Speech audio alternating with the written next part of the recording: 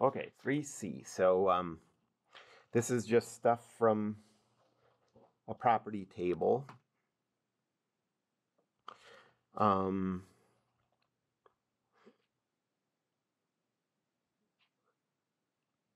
this is for a superheated vapor. So we need two properties to look up any other property. And we know it's superheated just based on two. Well, it just says, I mean, I know that it's a two-dimensional problem and it just says it's a vapor. So okay, so we want specific volume at 220 degrees Celsius and 1.4 megapascals.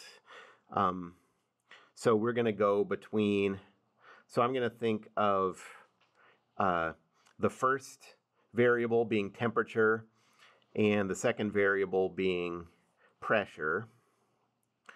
So we have temperature of 200 degrees Celsius. And so what I'm doing is I'm just finding the two bounding temperatures and the two bounding pressures. So for the temperature, the two bounding temperatures of 220 are 200 and 240. And for 1.4, well, it's 1.0 and 1.5. So this is going to be 1.0 MPa. And then this is going to be 220, 1.0, and then 200, 1.5, and then 220, 1.5.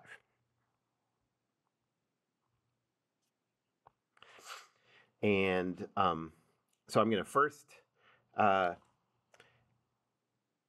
so I'm going to go like, there's two steps here. At 1 megapascal, I'm going to calculate, and I wrote this wrong, sorry. We're looking for 220, and the one we have is 240.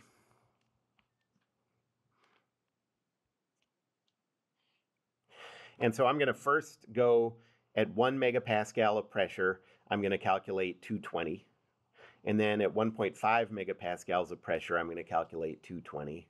And then I'm going to use those to calculate at 1.4 megapascals.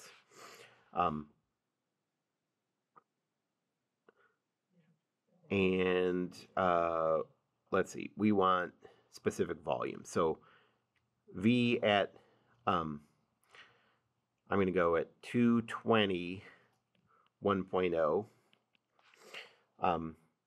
And that's going to be, so at 200, well, let me write it out like this first. So we're going to go 200, 1.0 plus specific volume at 240, 1.0 minus specific volume 200, 1.0 divided by 240 minus 200, and then times 220 minus 200.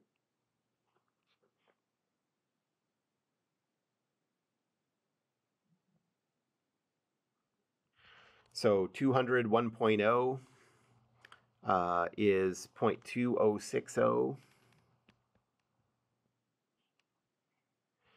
And be careful with the units. I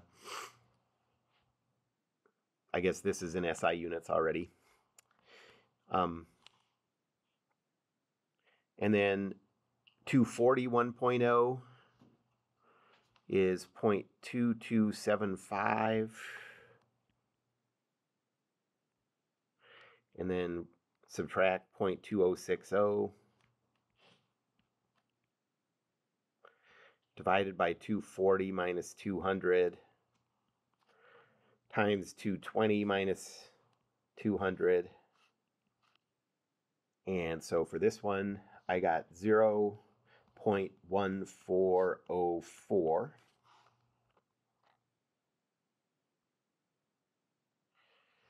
And then the last step is, now we're going to use these two values we had here from our first two steps to calculate V at 220.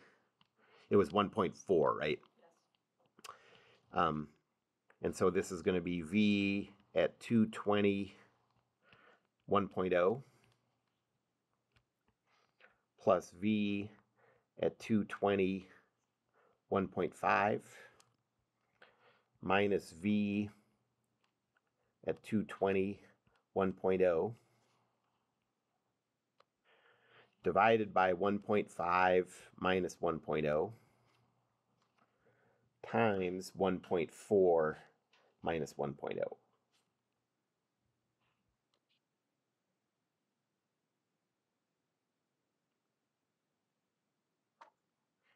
And so that's 0.21675 plus 0.1404 minus 0.21675 divided by 1.5 minus 1.0 times 1.4 minus 1.0. And I got a value of 0.1557. And this is specific volume, so this is cubic meters per kilogram.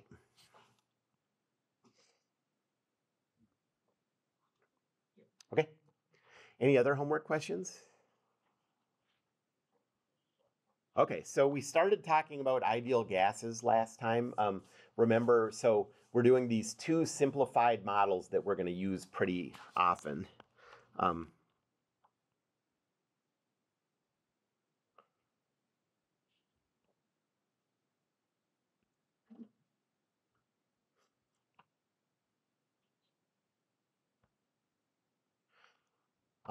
And those were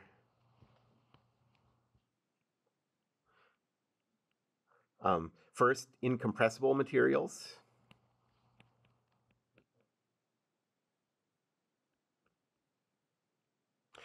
In this class, that really just means liquids because we don't have much use for solids in this class.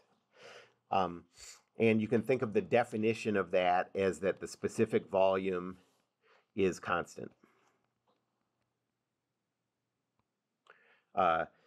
Since the specific volume is constant, its reciprocal is also constant. So density, I'll just write it out. Density is also constant.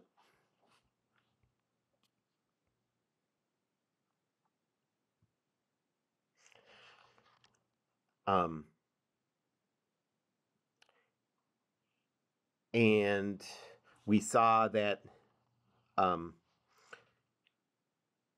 this meant that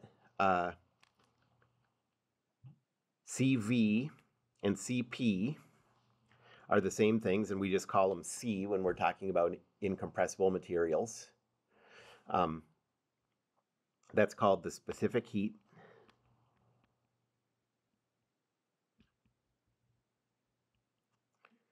And it's just equal to du dt. And because of that, we could write the change in specific internal energy is equal to C times the change in temperature for an incompressible material. So that's a really useful thing. We can figure out for a liquid, for a given change in temperature, how much change we have in specific internal energy. That's important because specific internal energy is something we can use in the first law. Okay. You have to multiply that by the mass Yes, that's right. Yep. And then ideal gases.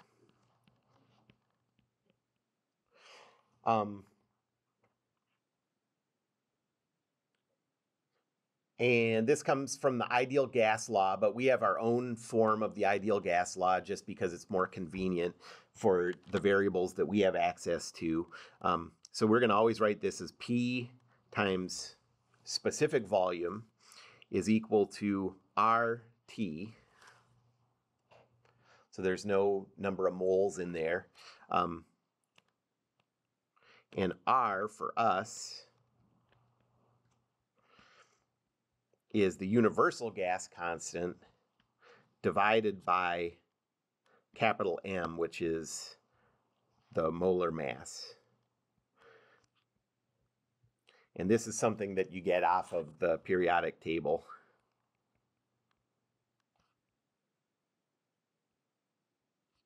And R comes off the specific to your. Yeah, so the R that we're going to use is specific to our material, and that But the R bar is the one that you're used to just calling R, and that's the universal gas constant.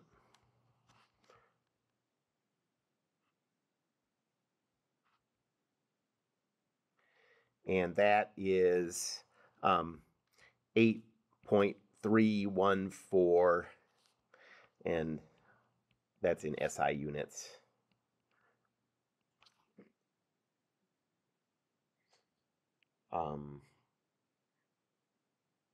Yeah, we could figure out what the units are, but I never remember off the top of my head. But that's the one that you've seen before, so it's going to be different for everything. But so if if you did have something like that was pure elemental, you could just take that 8.314 and divide it by that number. And that's what we're going to do. Like, so when we use, like, the example I'm going to do, we're going to use air. And air is not just a simple element. It's about 80% nitrogen, about 20% oxygen. That's what we're going to call it. That's an approximation. But if you had more detail, you could do that too. So we're going to take 0.8 times the molar mass of nitrogen gas, which is N2. So you have to, multiply that by 2. And then we're going to take 0.2 times the molar mass of oxygen, O2, so 2 times the molar mass of the element oxygen. And then from that, we'll get the molar mass of air. And then just divide that from 8.314. Right. Different. 8.314? Yeah, maybe you used like different different units or something. And how this is in SI units. How do we just assume that air is an ideal gas? Okay, so what is it about ideal gases? So to be an ideal gas,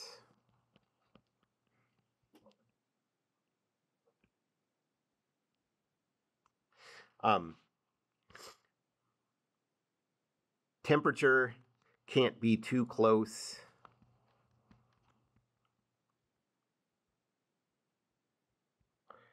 to absolute zero.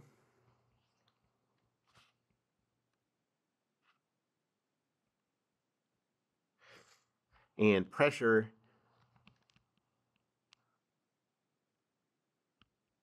can't be too close to the critical pressure.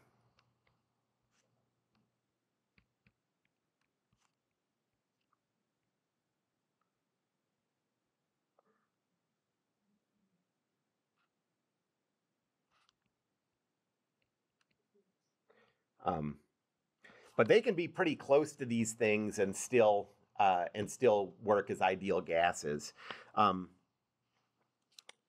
So this is saying it can't be, the temperature can't be too low, and or the pressure can't be too high. And what's going on in that case, if you have very low temperatures or very high pressures, you're just getting those molecules really close together. Okay, I'm an ideal gas is one where the molecules are far apart, that when they interact, they're just bouncing off of each other. Okay. If you get them too close together, if they're hanging out, spending a lot of their time really close to each other, they start to change their behavior because there are intermolecular forces that are acting. There's attractions and repulsions happening. Okay. But if they're far apart and they just go screaming by each other every once in a while and collide, then it's an ideal gas. Cool. Okay. It's like way less restrictive than I thought it would be. Yeah, it's not very restrictive. So I mean, even in a car engine, you can represent this stuff as ideal gases.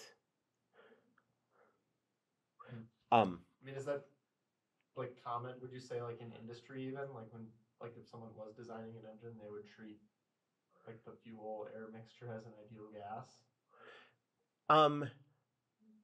I think it depends on the industry. I know that in power plants, there are some power plants that do heat and compress the working fluid, the steam, I guess, up to the point where it's a supercritical fluid. And if it's a supercritical fluid, you can't treat it as. But I do think probably I mean, I don't know if this statement even makes any sense, but I think if you just sort of like overall, like, yeah, most of the time in industrial applications, if it's a gas, it's an ideal gas. And I mean, it's also not really a yes or no thing. It's an approximation. So it kind of always has to do with what amount of precision you need, but it's a very good approximation until you get very close to those things. So like any internal combustion engine, like they're not hitting critical pressures? Right. They shouldn't? I believe that's true. Okay. Yeah. And the critical pressure is like that point in the graph where it goes from saturated liquid to saturated vapor, or that? It's the peak of the vapor dome. It's the top. So it's just this, the pressure there.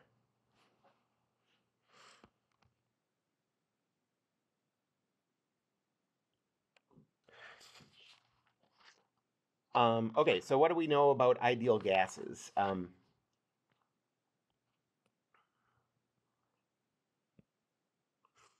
For an ideal gas, so first we know that PV is equal to RT. Second, the specific internal energy, again, only depends on temperature. So you can change the density of an ideal gas a lot, through pressure, but that doesn't change the internal energy. So U is just a function of temperature. So that's a big deal. We know that for ideal gases, and we also know that for incompressible materials. Okay, that's something we're going to take advantage of a lot. And that's the specific internal energy? Yeah, that's right. But then if it's a fixed amount of material and you know the mass, then you can always go back and forth. Yep.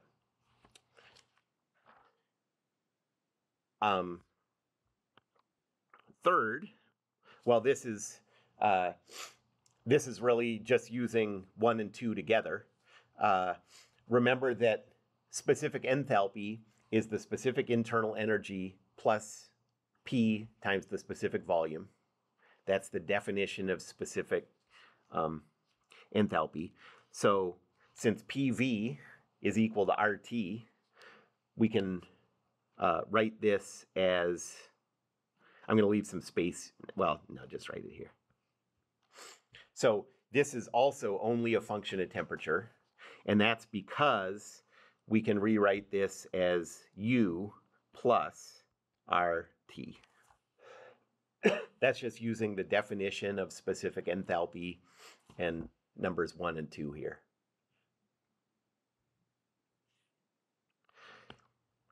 Fourth, remember for an incompressible material, CV and CP are equal to each other. We just call it C, and they're equal to du dt. Well, it's not quite true here, but CV in this case is just equal to du dt, the total derivative, which makes that a lot easier to work with.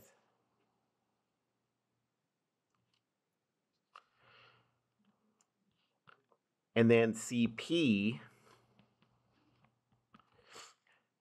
now again, remember the definition of CP is that partial derivative of specific enthalpy with respect to temperature for constant pressure. You don't have to remember this derivation or anything like that. But again, it's from stuff we've seen. You can pretty quickly and easily derive that CP has to be equal to CV plus R for your specific gas. So for an incompressible material, CP and CV are the same thing. Here, they're not the same thing, but there's an easy relationship between them. We made flashcards. Yeah, actually, flashcards, this is a class, this is the only engineering class that I teach where flashcards would not be a bad idea, for real. You know, like you're trying to remember a lot of relationships and remember how to fit a lot of equations together, you know. Well, how many of these are you gonna supply? Yeah, I mean, I do supply them, but, and like on homework, you know, you have all your notes in front of you, but having it in your notes is different than having it on the front of your brain, you know what I mean? Okay, so any questions about any of those? And so, okay, so H, Who wants to see that derivation? Nobody? Okay. I mean, if you want to. Did we do it last week? We did it for the incompressible. So, okay, I'm going to do it. Okay, so CP, the definition of CP is the partial derivative of specific enthalpy with respect to temperature, holding pressure constant.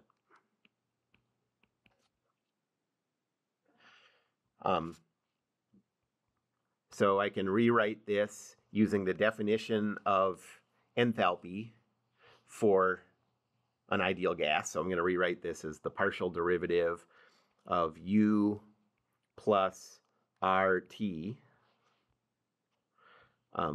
with respect to temperature.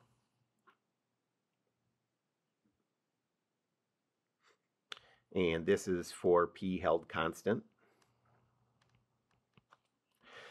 But for an ideal gas, U only depends on temperature.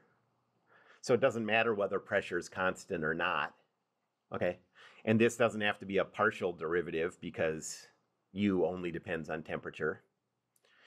And so we can write this as du dt plus d RT dt.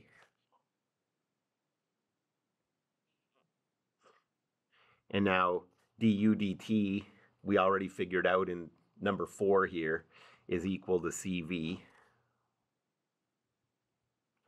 And the derivative of some constant R times T with respect to T is just equal to R. So there it is. Where does the pressure being held constant come into that? Well, it would come into it if either of these two terms, U or RT, depended on pressure. But since neither of them depend on pressure, we don't care about, that doesn't end up mattering at all. It's because it's the same whether it's constant or not constant.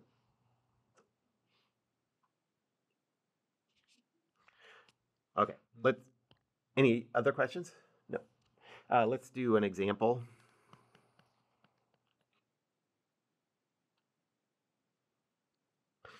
So let's say 0.5 kilogram of air is in a fixed tank. What does it tell you that it's in a fixed tank? What does that mean? Constant volume. Yeah, constant volume. Perfect. Yep. and so constant specific volume too. And heat is added to the tank. And that makes it go from a temperature T1 of 20 degrees Celsius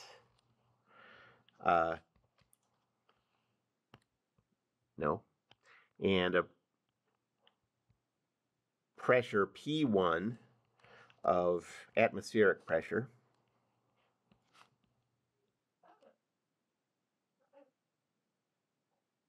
to, we don't know the temperature, but we know that the pressure P2 is equal to, it multiplies it by 2.02 times 10 to the 5th pascals.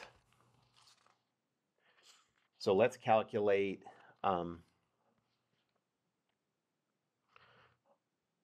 first, what's the volume in the tank?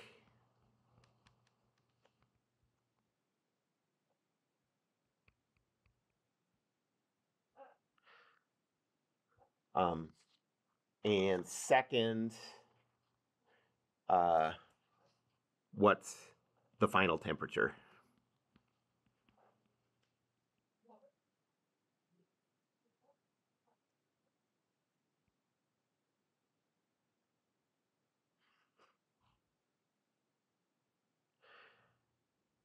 Okay, well, we're going to use air as an ideal gas. And so we're going to want to use the ideal gas law. So the first thing we want to calculate is that R value. So R for air is 8.314 divided by the mass per mole. That's M. So the first thing we need to do is come up with that M. And M is going to be, we're going to call it 80% nitrogen. So it's going to be 0.8 times M for N2 gas. 28.02? Yeah, very good. Plus 0.20 times the mass of O2 gas. 32. Mm-hmm. I wouldn't have come up with those. There's a periodic table right there. Okay, that's how I would have come up with those. Don't give me too much credit. And on there, everything's given in grams. So be sure you convert it to kilograms. Okay, everything that we're doing is in SI units. So the mass for N2 is 2 times 14 times 10 to the minus third kilograms per mole. And so that's 28 times 10 to the minus third kilograms per mole. And then the mass for O2 gas is 2 times 16 times 10 to the minus third. So that's 32 times 10 to the minus third kilograms per mole. And so M is equal to 0.80 times 28 times 10 to the minus third plus 0.20 times 32 times 10 to the minus third. And we get 28.8 times 10 to the minus third kilograms per mole. And let me just make a notation here. So this is saying that 80% of air is N2 gas, 20% of air is O2 gas.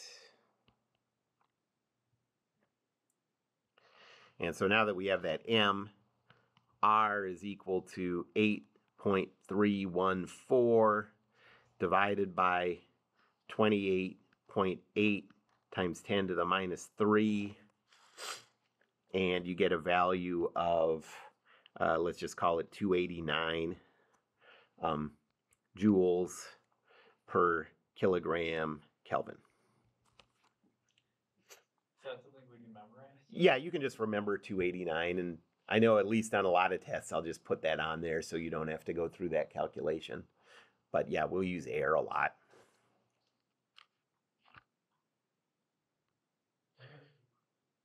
Okay, so how can we figure out this volume? I mean, when you're working with an ideal gas, basically everything is here, you know, in this list of 5 things that we know. So how can we come up with the volume? Well, at state 1, so we know that the volume is the same at state 1 and state 2 because it's a fixed tank. And at state 1, we know the temperature and the pressure, and now we know R. So we can just calculate that specific volume and then just multiply by the mass to get the total volume. So at state 1, the pressure is 1 atmosphere, 1.01 times 10 to the 5th, times the specific volume is equal to 289 times the temperature. Be careful, the ideal gas law is not a difference in temperatures, so you have to change everything to Kelvin when you're using it. So we have it at 20 degrees Celsius. That means that this is 293 Kelvin.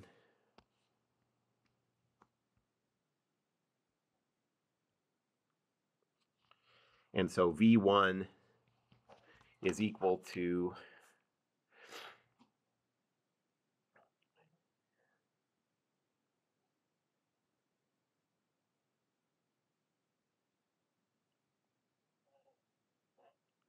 0.838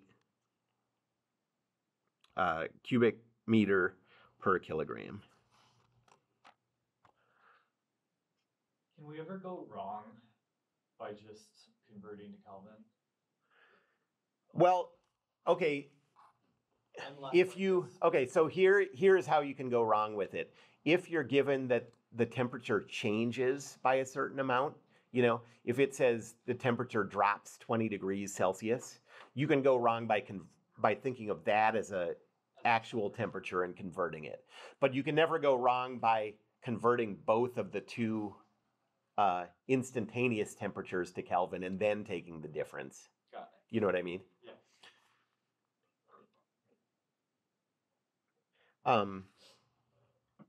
So yeah, I guess there will be a lot of times where it'll say the temperature goes up this amount or down this amount. Whenever it does that, you just want to use that value because that is the Kelvin difference. Okay. All right, so we got this. We know what the total mass is. So the true volume, the extensive volume is the mass times 0.838. And so that is 0.419 meters cubed.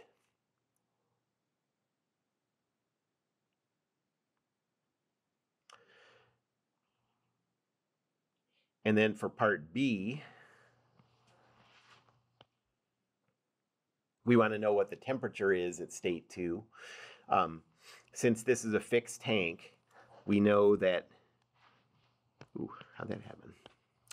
V2 is equal to V1.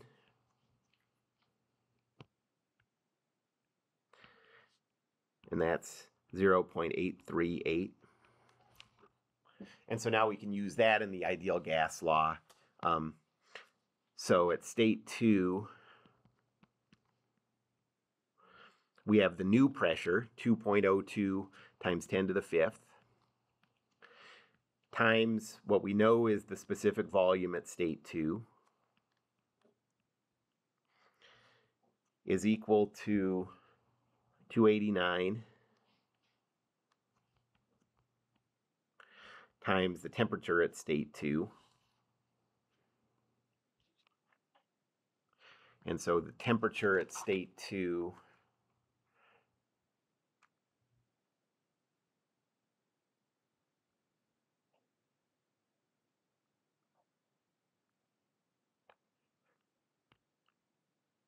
is 585.73 Kelvin.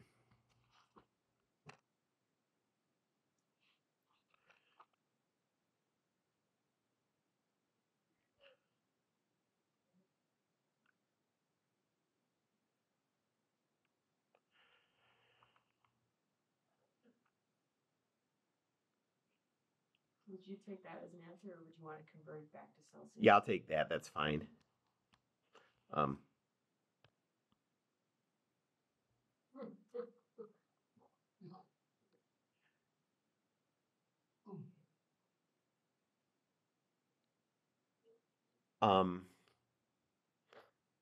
Okay, one thing I want to say before we stop talking about ideal gases. So this is something to keep in mind.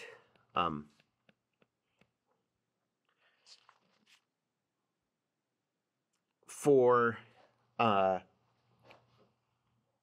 incompressible materials,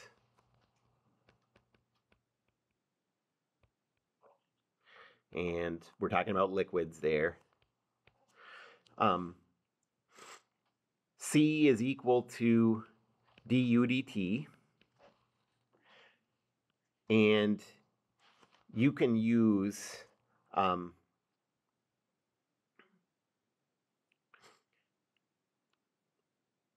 this equation to come up with changes in specific internal energy,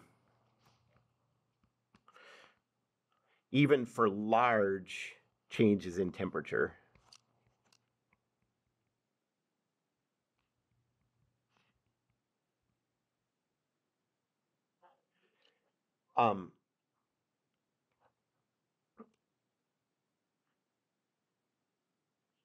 That's because C stays pretty constant.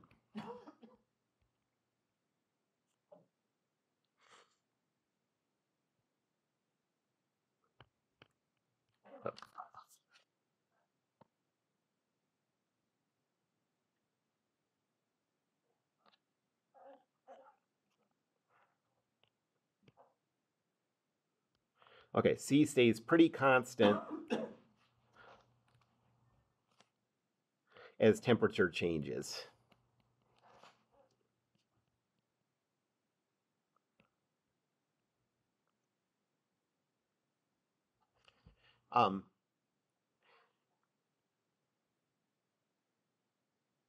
You can use the same idea for ideal gases.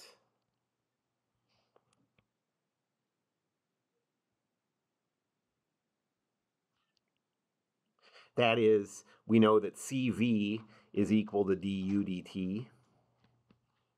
And so therefore, changes in specific internal energy are equal to CV times the change in temperature. But only use that for small changes in temperature. So let's say, as a rule of thumb, less than 50 degrees Celsius or something. Okay.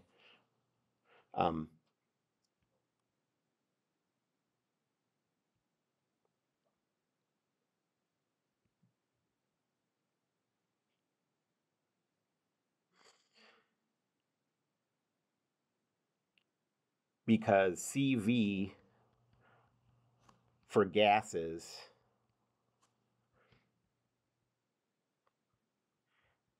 changes more as the temperature changes.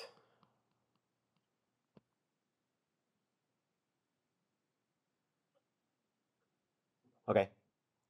So it's still the same idea. You can still use that same equation, but don't use it for big changes of 100 degrees Celsius or more. Okay? Otherwise, your answer is just going to be nonsense, kind of. But when C is just C, you can use extremely large numbers. Yes, for liquids, I mean, I guess you have to deal with the fact that, I mean, you're dealing with a liquid which is constrained by the solid side and the gas side of the temperature, you know. But as long as it stays a liquid, you can use that for pretty much any range of temperatures.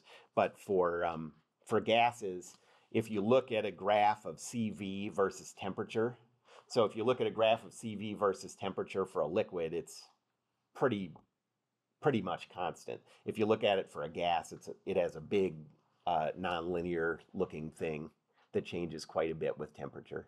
You said roughly around that change should be less than 100 degrees Celsius? I'd say less than, let's say 50-ish. If it's more than 50, you don't want to trust it.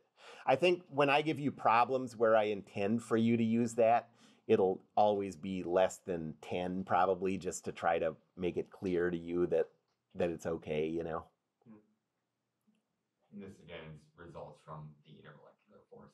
When it's a liquid, those are relatively constant because they're staying close together. That's a really good question. I don't know the answer to that, but that seems like a really good hypothesis. Like how it works yes. On the atomic level. Yeah. Uh-huh. That seems reasonable.